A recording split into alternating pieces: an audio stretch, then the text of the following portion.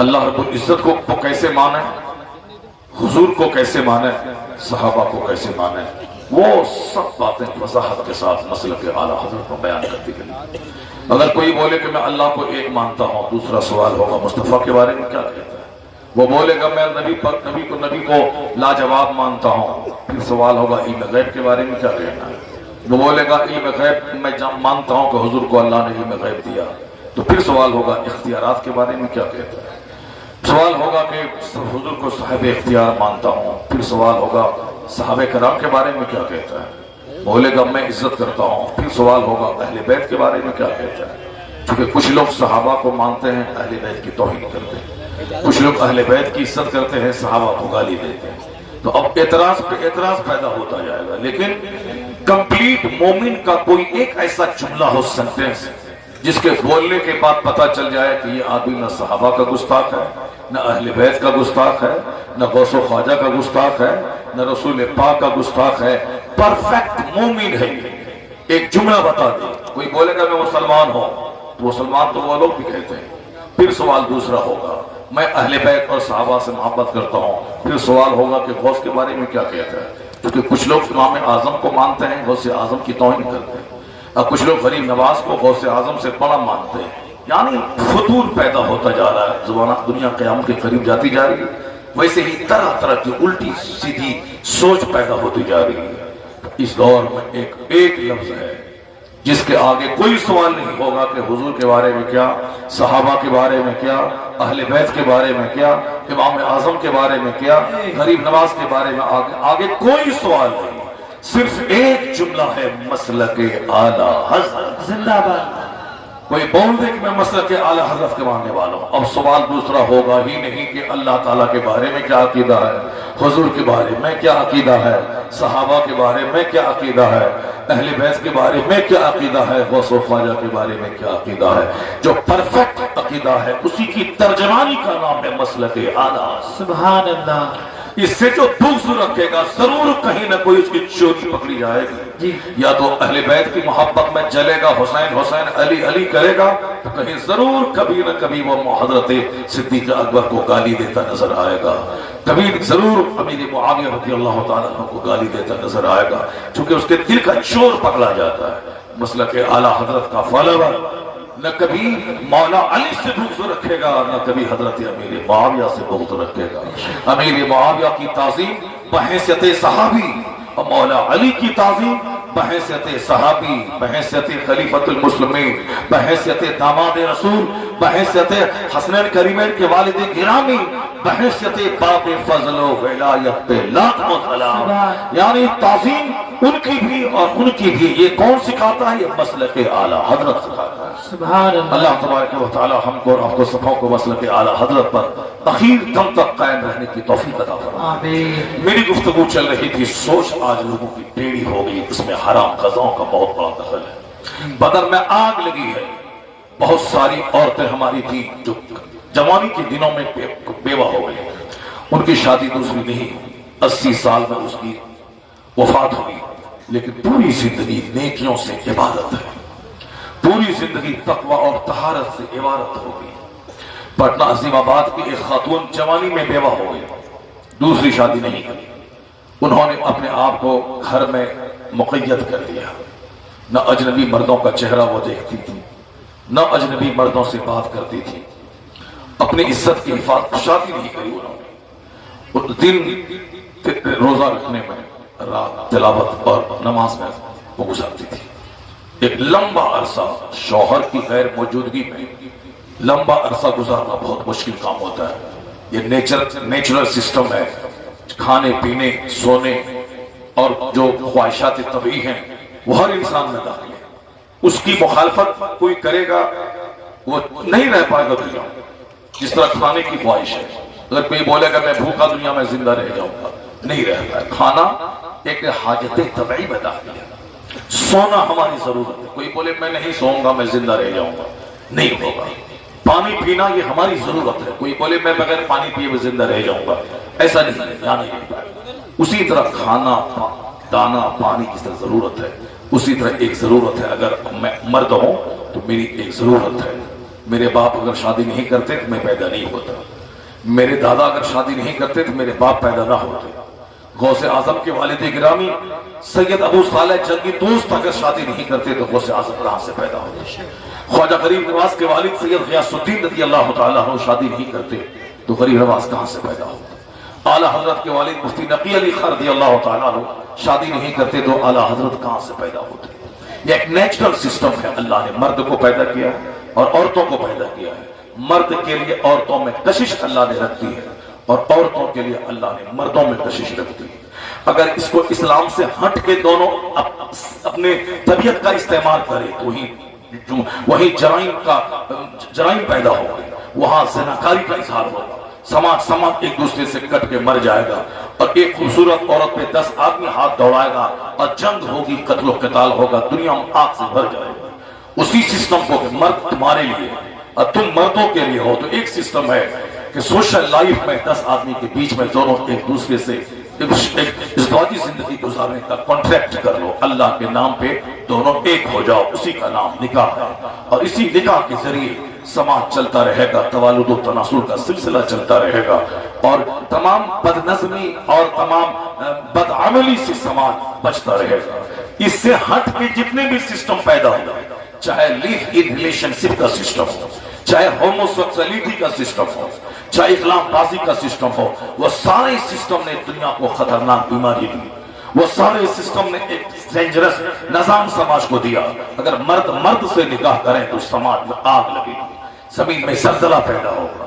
جس طرح مغرب کے لوگوں نے کہا کہ نہیں بھی آدمی آزاد پیدا ہوا ہے، وہ جس طرح جینا چاہے جی، مردوں سے شادی کرنا چاہے کرے، وہ آدمی کی شکل میں بھیڑیا اور جانور ہے جو نیچرل سسٹم کے خلاف کام کرنے کو جج نے ایک قانونی آزادی عطا کر دی۔ اسی طرح ہندوستان میں کچھ طبقہ ہے جہاں کے عورتوں کے ہوموسیکسولیٹی یا ہم جنس پرستی کو فروغ دینے کے لیے سڑکوں پہ باضابطہ اس کے لیے پروٹیسٹ ہوتا ہے، ڈیمانڈ ہوتا ہے کہ ہمیں آزادی دیے جائیں۔ کچھ ممالک میں آزادی ہے، یہ بتائیں کہ عورتوں سے شادی کریں گی تو بچہ کہاں سے پیدا ہوگا اور پھر یہ انسان کی آبادی کیسے چلے گی؟ لیکن اینٹی نیچرل سسٹم کرنے کی وجہ سے دنیا کو ایک جگہ کو دیکھنا پڑا، اینٹی نیچرل سسٹم پر عمل کرنے کی وجہ سے دنیا کو کینسر کا مرض دیکھنا پڑا اور آج خطرناک ڈھنگ سے پوری دنیا میں آج کڈنی کا مرض بڑھتا چلا جا رہا ہے۔ ہندوستان میں تو کم، امریکہ اور یورپ میں بہت زیادہ ہے۔ خلاف فطرت کام کے نتائج اس طرح کی خطرناک بیماریوں کی صورت میں آ رہے ہیں۔ مذہب اسلام جہاں جنت کی بات کرتا ہے وہی مذہب اسلام اچھی صحت کی بات کرتا ہے۔ جہاں مذہب اسلام نماز روزے حج و زکات کا پیغام دیتا ہے وہی نماز اور روزے کی صورت میں شاندار حفظان صحت کا پیغام دیتا ہے۔ اسلام یہ نہیں کہتا کہ پہاڑ کی گفاؤں میں چڑھ جا اور وہاں پوجا ارچنا کر نفس کو مارتا رہا، نہیں، جو نفس کو مارنے والا ہے اس سے بہتر وہ ہے جو شادی کرتا ہو، 10 بچے پیدا کرتا ہو اور کھیت کھلیان میں جا کے مزدوری کر کے اپنی بیوی کو بھی پالتا ہو، اپنے بچوں کو بھی پالتا ہو، رات بھر کا 1000 سجدہ ایک طرف، حلال روزی کا ایک لقمہ بال بچوں کو کھلانے کے لیے محنت کرتا ایک طرف۔ سبحان اللہ، نعرہ تکبیر، نعرہ رسالت، مذہب اسلام۔ مذہب اسلام دین فطرت کا نام ہے، مذہب اسلام نیچرل مذہب کا نام ہے۔ یہ نہیں بولتا ہے کہ اپنے خواہشات کو مار کے پہاڑ کی گفا پہ چلا جاؤ، یہ نہیں کہتا ہے کہ تو اپنی بیوی اور اپنے بچے سے الگ تھلگ بھاگ جاؤ۔ مذہب تو یہ کہتا ہے کہ جو بیوی بچوں سے بھاگ جائے وہ بھگوڑا خانہ کعبہ کے خلاف کے سائے میں کیوں نہ مر جائے، اللہ نہ اس کا نفل قبول کرے گا نہ اللہ اس کا فرض قبول کرے گا۔ یہی وہ طرز حدیث پاک میں جو ہم کو دکھلایا گیا ہے جو سوشل سسٹم کو چربنانے سے بچاتا ہے۔ وہ نہ شوہر بیوی سے آج تنگ ہے، بیوی اپنے شوہروں سے تنگ ہے، شوہر اچھا نہیں ملا، بیوی اچھی نہیں ملی، ہر آدمی کو شکایت ہے، لیکن ایڈجسٹمنٹ ہو رہا ہے، چل رہا ہے۔ کیوں؟ حضور نے ایک اچھی زندگی گزارنے کا ایک شاندار ضابطہ دیا ہے۔ آقا نے کہا ہے کہ اللہ کے نام پہ تیرے پاس آئی ہے، جو کھاؤ وہ کھلاؤ، جو پہنو وہ پہناؤ اور اس کے ساتھ حسن سلوک کر۔ یہ ٹیڑھی پسلی سے پیدا ہوئی، اس کو سیدھا کرنے کی کوشش مت کرنا، اگر سیدھا کرنا چاہو گے یہ ٹوٹ جائے گی اور ٹوٹنا طلاق ہے۔ اللہ صبر۔ امریکہ کے لوگوں نے ایٹم بم دیا، امریکہ کے لوگوں نے ہوائی جہاز دیا، सात समंद पार के दानिशवरों ने डेविड हक्स ने माइक्रोफोन दिया, हेनरी फोर्ड ने मोटर कार दिया, जेएल बेयर ने टेलीविजन दिया, दूसरे दानिशवर ने कंप्यूटर, लैपटॉप, मोबाइल दिया, ये सब दिया, लेकिन पुरसुकून जिंदगी गुजारने का फॉर्मूला किसी साइंटिस्ट ने नहीं दिया, किसी फिलोसोफर ने नहीं दिया। अगर अच्छी जिंदगी गुजारने का फॉर्मूला किसी ने दिया तो मोहम्मद अरबी की जाती करानी दी। सुभान अल्लाह। इसलिए आला हजरत की जबान में न कोई फिलोसोफर बड़ा है, न कोई डॉक्टर बड़ा, न कोई इंजीनियर बड़ा है, न कोई प्रोफेसर बड़ा, न कोई साइकोलॉजिस्ट बड़ा है, न कोई फिजिशियन बड़ा, न कोई सर्जन बड़ा है, न कोई पॉलिटिशियन बड़ा। आला हजरत ने कहा कोई बड़ा नहीं है, सबसे आला मौला हमारा नबी, सबसे आला वाला हमारा नबी। सारे ऊंचों में ऊंचा समझिए जिसे है, उस ऊंचे से ऊंचा हमारा नबी। हुजूर की बात सबसे लाजवाब, हुजूर का पैगाम सबसे लाजवाब। सरकार दो जहां ने इस दुनिया को एक अमन सुकून की जन्नत बनाने का पैगाम दिया है। आका के फॉर्मूले में जबरदस्त कॉम्प्लिकेटेड माहौल में इज्जत दाराना जिंदगी गुजारने का ज़ाब्ता मुस्तफा ने दिया। यहाँ हम जाड़े से भाग नहीं सकते, इस दुनिया में रहना है तो गर्मी से हम भाग नहीं सकते, इस दुनिया में रहना है तो हम बरसात से भाग नहीं सकते। कोई बोले कि मैं ऐसी दुनिया तलाश करूं जहां सर्दी ना हो, वो पागल है। कोई मैं ऐसी दुनिया तलाश करूं जहां गर्मी ना हो, वो पागल है। जो कोई बोले मैं ऐसी दुनिया तलाश करूं जहां बारिश ना हो, वो पागल है। कोई बोले ऐसी दुनिया में ढूंढूं जहां रात ना हो, वो पागल है। कोई बोले मैं ऐसी दुनिया तलाश करूं जहां दिन ना निकले, वो पागल है। क्योंकि दुनिया का मतलब ही है जमीन का होना, आसमान का होना, रात का होना, दिन का होना, गर्मी का होना, सर्दी का होना, बारिश का होना, मौसम खसा और मौसम बहार का होना। ये इसी का नाम है यूनिवर्स, इसी का नाम है कायनात, इसी का नाम है दुनिया। और तुमको अल्लाह ने पैदा किया है और इसी दुनिया में तुमको रहना है। तो अब गर्मी तो सख्त लगती है, अब उससे एडजस्ट करना पड़ेगा। सर्दी तो सख्त लग रही है, उससे एडजस्ट करना पड़ेगा। बारिश तो जबरदस्त हो रही है, एडजस्टमेंट करना होगा। रात है, एडजस्टमेंट करना होगा। दिन है, एडजस्टमेंट करना होगा। मुसीबत की लहर चलेगी तो सब्र की चक्की से पाट दे, और खुशहाली के दिन आएंगे तो शुक्र के फॉर्मूला से उस खुशहाली को काबू में कर ले, वरना खुशहाली मगरूर बना देगी, गरीबी काफिर बना देगी। इस्लाम है तो दोनों में जीने का तरीका बताता है। गर्मी में जीना है तो उसमें ऐसे जी, और बरसात में जीना है तो ऐसे जी, सर्दी में जीना है तो ऐसे जी, मुसीबत में जीना है तो इस तरह से जी, और खुशहाली में जीना है तो इस तरह से जी। बेशक हक है। हुजूर ने सारा फॉर्मूला खोल खोल कर बता दिया है। गर्मी से भागना नहीं है, गर्मी से एडजस्टमेंट करना।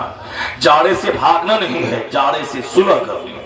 जाड़े से बचने के लिए आग का सहारा लेना है, जाड़े से बचने के लिए बंद कमरे का सहारा लेना है, जाड़े से बचने के लिए गर्म कपड़ों का सहारा लेना है। भागना नहीं है, गर्म कपड़े पहनकर जाड़ों की आंखों में आंखें डालकर खेत में भी काम करना है, गाड़ी भी ड्राइव करनी है, प्लेन का सफर भी करना है, कार भी चलानी है, बाइक भी चलाना है। खेत में खेती का सीजन अक्सर जाड़े के मौसम में ही जबरदस्त खेती का सीजन होता है, नवंबर में। उस वक्त में मक्का लगाने का, उसमें गेहूं लगाने का और वेजिटेबल्स और सब्जियां लगाने का वो मौसम नवंबर दिसंबर का होता है। और अभी का जो मौसम होता है मार्च का, ये मौसम होता है दवाई का, गेहूं की तैयारी का, मकई की तैयारी का, तिलहन की तैयारी का, दाल की खेती की तैयारी का।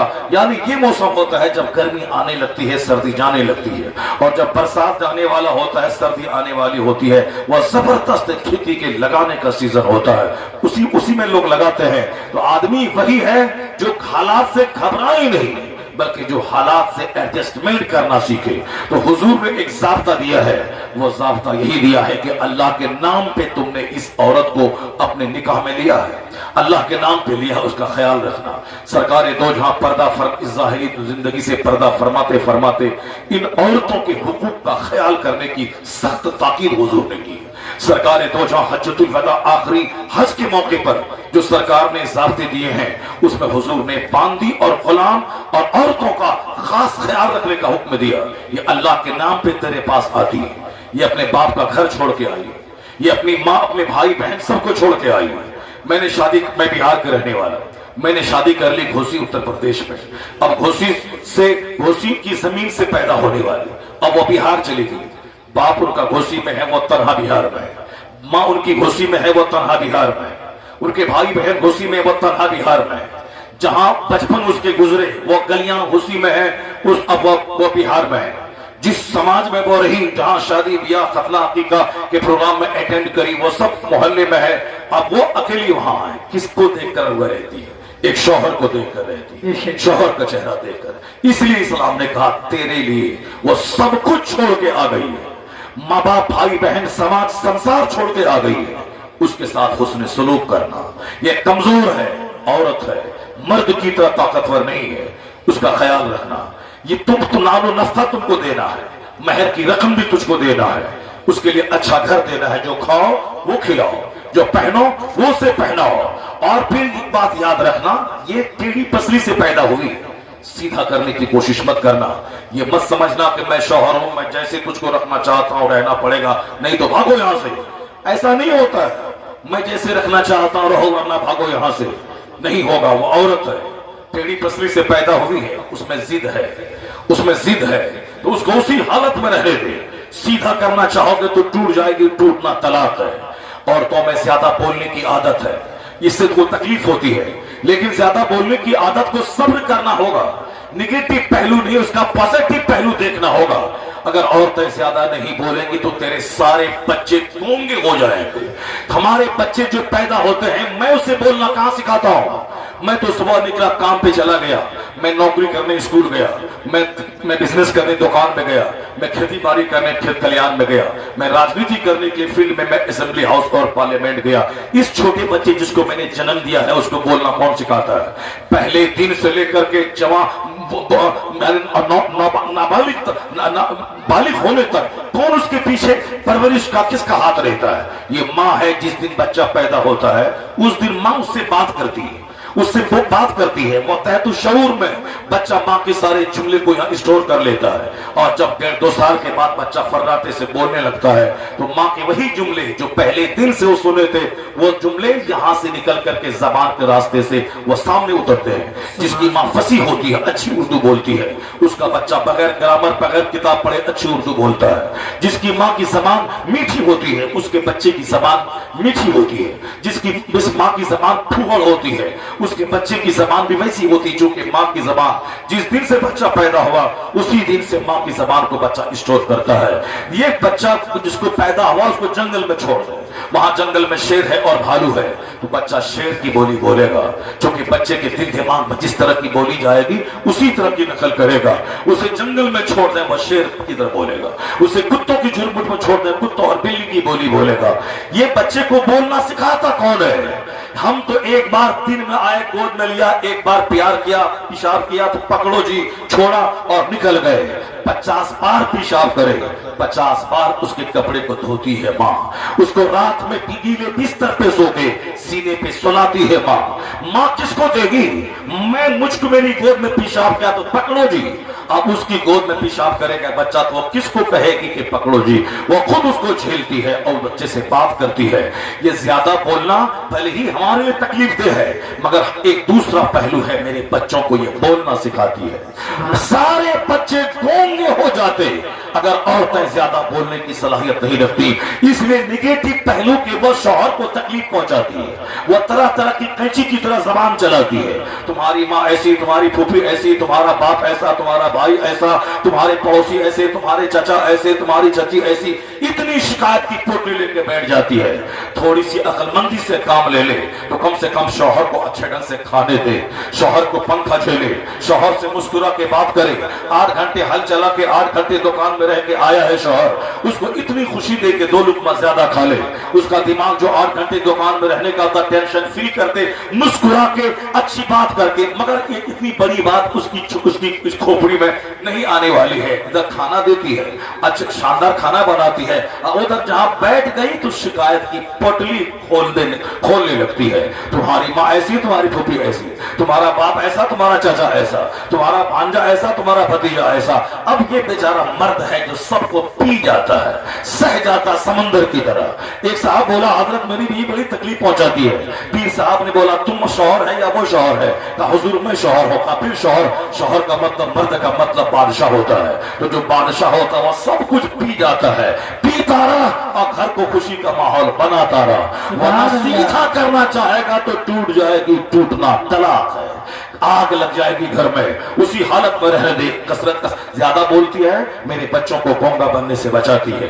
वो ज्यादा बोलती है, ज्यादा बोलने की वजह से मैं जब गमगीन और रंजीदा होता हूँ, वो मुझको खुशी देने का सामान करती है। मेरे कपड़े धोती है वो, मेरे खाना बनाती है वो, मेरे बच्चों को पालती है वो, मेरे घर को सुखी बनाती है वो। मैं घर छोड़ के 10 साल तक गल्फ चला जाऊं, इस घर की हिफाजत करती है। बड़े काम की चीज है। इसलिए हुजूर ने कहा कि अल्लाह के नाम पे तुमने उनकी शर्मगाह को अपने लिए हलाल किया है। जो खा वो उसे खिला, जो पहन उसे पहना। और याद रखना, उसमें तुम तो टेढ़ापन है, उसकी एक आदत बुरी लगे तो दूसरी आदत को सामने लाकर जो अच्छी हो इस पर पर्दा डाल दिया करना। इस कमजोर का ख्याल मुस्तफा ने किया है। कौन बोलता है कि औरतों को पढ़ाओ और बढ़ाओ, बेटियां बचाओ, बेटियां पढ़ाओ, बेटियां पढ़ाओ, किसका नारा है? तो इस जमाने में तो हर बाप बेटी से प्यार करता है और हर बाप अपनी बेटी की पैदाइश के बाद खुशियां मनाता है, उसे गाता नहीं है जमीन में। तो फिर अभी बेटियां बचाने की बात क्या कर रहा है? कुछ सलीम किस्म के लोग हैं जो हमल का पता लगाकर मां के पेट में ही एबॉर्शन करवा देते हैं। ऐसे कुत्तों की तादाद भी है, मगर 2-4% ऐसे लोग हैं। मेजॉरिटी बच्चियों से प्यार करने वालों की, बच्चियों की पैदाइश पे खुशियां मनाने की है। जब बच्चियों की पैदाइश पे खुशियां मनाई जा रही है तो फिर कौन सा नारा है? बेटियां बचाइए, बेटियां पढ़ाइए। आज गांव का देहाती, शहर का शहरी सब बेटी को पढ़ाना चाहता है। सारे लोग पढ़ा रहे हैं, सारे लोग पढ़ा रहे हैं। फिर अभी बेटियां पढ़ेंगी, बेटियां पढ़ेंगी, ये नारा अजूबा नहीं है। नारा अजूबा वो था जो 1400 साल पहले दिया गया, जब बाप अपनी बेटी को कातिल हो चुका था, जब बाप अपनी बेटी को जिंदा दफन करता था, जब औरतें बेवा हो गई, लौट के बाप के पास आ गई, बाप उसको टाइम कह करके जीने का हक छीन लिया था। उस वक्त जब बेटियों पे बाप सालिम बन चुका था, बेटियों को दफनाया जा रहा था, उस वक्त नारा किसने दिया कि बेटियां मारी नहीं जाएंगी, बेटियां बचाई जाएंगी। बेटियां मारने की चीज नहीं है, बचाने की चीज है। कयामत तक अगर बेटियां आज बच रही है, मारी नहीं जा रही है, तो एहसान मोहम्मद अरबी रहमत दो आलम का है, जिसने कहा कि बेटियां मारी नहीं जाएंगी, बेटियां बचाई जाएंगी। जिस घर में बेटी पैदा होती है अपने साथ रहमतों का भंडार लेके आती है। सुभान अल्लाह। ये नारा मोहम्मद अरबी रहमत दो आलम अलैहिस्सलाम का है। जिस वक्त बाप ही बेटी को जिंदा दफन करता था, कौन बचाने की बात करता? अभी शौहर तलाक दे दिया, बाप के पास लौट के आ गई, बीवी का शौहर मर गया, बेवा होकर बच्ची बाप के पास आ गई, तो अब बाप ही अगर बेटी को मारने लगे तो कौन बचाएगा? आज तो शौहर मार दिया, शौहर छोड़ के भाग गया, बाप के पास शरण ले रही है, और शौहर मर गया, बाप के पास शरण ले रही है। लेकिन जब बाप ही उसको बेसहारा करता हो, उस वक्त कौन उसे सहारा देगा? दुनिया ने अपनी आंखों से देखा कि बेवा को टाइम और कातिल कहने वाला बाप, और फिर अपनी बेटियों को जिंदा दफन करने वाला बाप, उस माहौल को किसने बदला? किसने मेंटेलिटी बदली? किसने लोगों की सोच बदली? किसने जीने का ट्रेंड बदल दिया? जो कातिल था वो बेटी की पैदाइश की तमन्ना करने लगा। औरतों को पढ़ाना जुल्म था, लेकिन पैगंबर आजम ने कहा कि नहीं, तलबुल इल्म फरीज़तुन अला कुल्लि मुस्लिम व मुस्लिमा, हर मुसलमान मर्द और औरत पे इल्म हासिल करना फर्ज है। औरतें पढ़ेंगी तो औरतें बचेंगी, औरतें पढ़ेंगी, औरतें बढ़ेंगी। ये नारा किसी दूसरे का नहीं है, ये नारा अगर है तो रहमत दो आलम मुस्तफा जाने रहमत का नारा है। दुनिया में जहां भी अच्छाइयां है और जहां भी गुडनेस है, जहां भी अच्छी विशेषताएं हैं, कहीं ना कहीं उसका तार मोहम्मद अरबी के फरमान से जरूर जुड़ा होता है। जहां भी अच्छा, यहाँ ये मत बोला कि फिल्म में ये बात अच्छी थी, फला नेता ने अच्छी बात कह दी, फला टीचर ने बड़ी अच्छी बात कह दी, फला प्रोफेसर ने अच्छी बात कह दी, फला आदमी था अगरचे पंडित था अच्छी बात कह दी। अच्छी बात जहां भी है उसका रिश्ता कहीं न कहीं कुरान और हदीस से जुड़ा हुआ है। हमसे वो मुस्तार लिया है, वो हमसे ले लेकर के उनकी जबान से बातें अदा हो रही हैं। अब जरा सुनिए, हुजूर का एक है कहना और एक है प्रैक्टिकल में जन्नती माहौल देके बता देना। सरकार दो जहां अलैहिस्सलाम के पास एक बीवी नहीं थी, हुजूर के पास 11 बीवियां थी। एक बीवी रखना बहुत आसान है और आजकल वो भी आसान नहीं, बहुत मुश्किल काम है। एक बीवी वाला आज बहुत परेशान है, वो कई महीने घर से बाहर रहता है, क्योंकि इस कदर सर नौचाई होती है अंदर में, सर से लेके पांव तक 5 करोड़ का गहना सोना उसको डाल दे और ये समझ लें कि ये खुश हो जाएगी, अब मैं जब जाऊंगा मेरे पांव धो के पिएगी, मैं 5 करोड़ का जेवर इसको दे दिया हूं। ऐसा नहीं 5 खरब रुपए का जेवर दे दें, वो टर रहती है, वो बिल्कुल अपने आप में मगन रहती है। वो तुम ही क्या देगा, बहुत से लोगों ने दिया है, तुम ही क्या दिया, वो तो उससे भी ज्यादा दे दिया है, तुम क्या देगा, वो तो इतना ज्यादा दे दिया है। यानी कुछ भी कर लें, जेवर दे दें और चाहे कि खुश हो जाए, ऐसा नहीं होता है।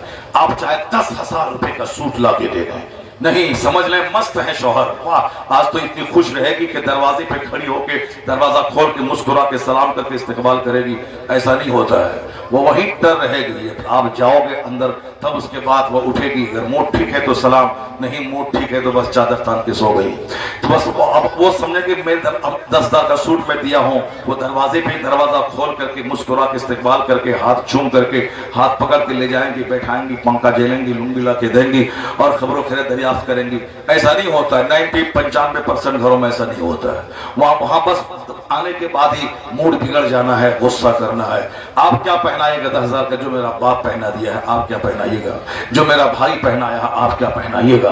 भाई उसका 300 रुपए का सूट दे दे और आप 30,000 का दे दें, वो बोले कि जो मेरा भाई दिया है वो आप क्या देंगे, जो मेरा बाप दिया है वो आप क्या देंगे। अब क्या करेंगे, आप जहर खा के मर जाएंगे, आप सर तोड़ेंगे दीवार में, नहीं आप मुस्कुरा के रहेंगे। चलो इनका नेचर ही ऐसा है, इसकी साख्त ही ऐसी है, टेढ़ी पसली से पैदा हुई है, ये कभी अपने शौहर को बड़ा मानने को तैयार नहीं है, उसकी इज्जत उसको खूब सम्मान देने को तैयार नहीं है। ऐसे माहौल में कैसे जिए, एक बीवी के साथ एडजस्टमेंट मुश्किल है और हुजूर के पास 11 बीवियां हैं। एक भी बीवी कह दे कि सरकार दो जहां की नजर दोहरी है, एक की तरफ ज्यादा मेरी तरफ कम, कोई भी सारी जिंदगी हम सबों की मुकद्दस माए इसी जज्बात से जीती रही कि हुजूर का प्यार मेरी तरफ ज्यादा है। सुभान अल्लाह। एक को खुश रखना मुश्किल है, वहां 11 है, सब जान दे रही है, सरकार दो जहां पे निसार हो रही है, आका अलैहिस्सलाम के अखलाक की कसमें खा रही है, हुजूर की अदाओं को अपने खानदान में प्रचार कर रही है।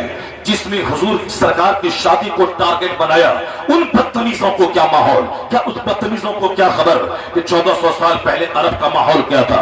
अरब में ट्राइब में लोग बटे हुए थे, कबीलों में बटे हुए थे, यानी एक गांव में 5 कबीले हैं, 5 कबीलों की अलग अलग सल्तनत होती थी, सब में एक दूसरे में दुश्मनी होती थी, एक दूसरे को मारना धारना जंग करना उनका मशगला था, बड़ी मछली छोटी मछली को खा जाती थी। यही हाल वो ट्राइबल लाइफ में आज भी जहां जहां कबायली जिंदगी है, यानी पहाड़ों में समंदर के किनारे जहां कबायली इलाके जैसे अफगानिस्तान में हर कबीले का कानून अलग होता है, अफगानिस्तान का कानून अलग है, और वहां जितने कबीले हैं सबका अपना अपना अलग अलग उसूल और साबता सबका होता है।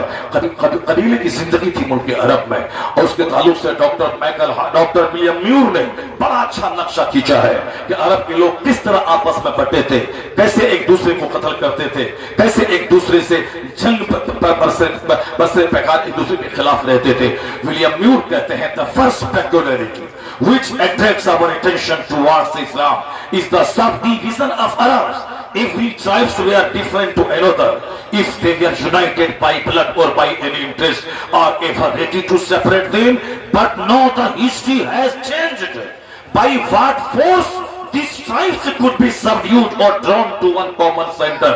विलियम म्यूर क्रिश्चियन है, वो कहता है कि इस्लाम का वो पॉइंट जो मेरी तवज्जो को बार बार खींचता है, वो अरब का इख्तलाफ, अरब का इंतशार, एक दूसरे को मारना, एक दूसरे को ज़बह करना, एक दूसरे के कबीलों को मार के उसकी जायदाद उसके बाल बच्चों को लूट लेना, यानी वो जानवरों गवारों की तरह मारने में विश्वास करते थे। कहने लगे अचानक ये किसी कबीले में कबायली जिंदगी में एक इनकलाब कहां से आ गया। वो सारे एक दस्तरखान पर बैठकर खाने लगे, एक मुसल्ले पे खड़े होकर नमाज पढ़ने लगे, काले और गोरे का सारा फर्क मिट गया, अमीर और गरीब का सारा फर्क मिट गया, तलवार को नियाम में डाल दिया गया और ये वहशी मुहस्सब और मतमद्दन बन गए। वो कहते हैं by what force these tribes could be subdued or drawn common center. किस ताकत ने इन बिखरे हुओं को एक मरकज़े इत्तेहाद पे जमा किया? किसने इन वहशियों को सिविलाइज्ड बना दिया? किनके इनके दिलों के कचरे और इनके निगेटिव जज्बात को मिटाकर एक दूसरे के तही सही खैर ख्वाही का जज्बात पैदा कर दिया? किसने इस बिखरों को मुत्तहिद बनाया? वो कहते हैं it was solve by prophet Muhammad. इस समस्या का समाधान मोहम्मद अरबी ने अता फरमा दिया। खुद न थे जो राह पे औरों के हादी बन गए, क्या नजर थी जिसने मुर्दों को मसीहा कर दिया।